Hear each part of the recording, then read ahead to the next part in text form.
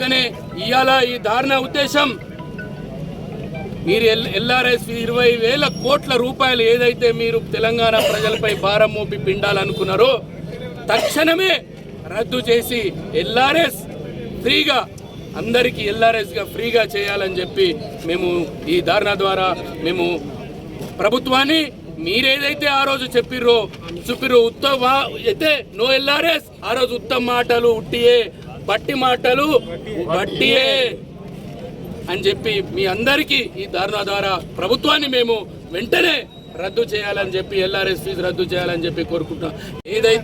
ఏదైతే ఎల్ఆర్ఎస్ పేరిట లూటీ జరుగుతుందో తక్షణమే ఆ లూటీని రద్దు చేసి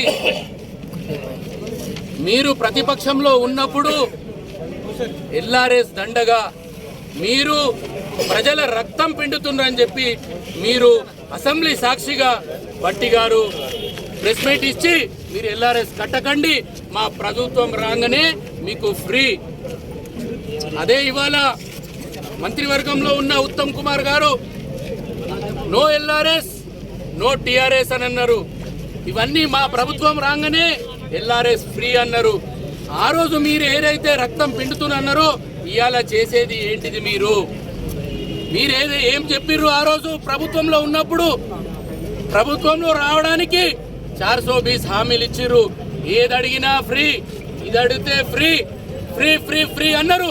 ఇవాళ 25 లక్షల కుటుంబాలు ఒక్కొక్కరు 1 లక్ష రూపాయలు మమ్మలను ప్రభుత్వంలో మీరు మమ్మలను గద్దెనెక్కించినందుకు మీరు 1 లక్ష రూపాయలు బహుమానంగా మాకు ఇవ్వాలని చెప్పి ఈ ఎల్ఆర్ఎస్ ప్రజలపై మధ్యతరగతి కుటుంబాలపై ఈ ఎల్ఆర్ఎస్ భారం మోపుతున్నారు. మీరు ఆ రోజు ఏదైతే అసెంబ్లీ సాక్షిగా మీరు ఇంకా కోర్టుగా కోమటిరెడ్డి గారు వెంకటరెడ్డి గారు అయితే కోర్టులో పిటిషన్ వేసిరు వెంటనే ఎల్ఆర్ఎస్ రద్దు చేయాలని చెప్పి.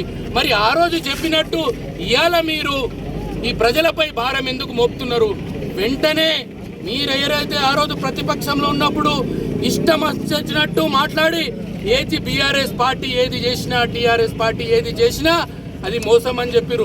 మరి మీరు ఇవాళ ఏం చేస్తున్నారు? మీరు చెప్పిందే కదా, సీతక్క గారు కానీ కోమటిరెడ్డి గారు కానీ ఉత్తమ్ గారు కానీ బట్టి గారు కానీ రేవంత్ రెడ్డి గారు కానీ హేళన చేసిర్రు ఎల్ఆర్ఎస్ మీద. ఎల్ఆర్ఎస్ అంటే మీరు మనుషుల రక్తాలు పిండుతున్నారు తెలంగాణ ప్రజలని చెప్పి మీరు ఆ రోజు చెప్పిర్రు. మరి ఇవాళ మీరు ఏం చేస్తున్నారు అంటే మీరు రక్తం పిండుతున్నారు కదా. అందుకనే తక్షణమే ఈ ఎల్ఆర్ఎస్ రద్దు చేయాలా.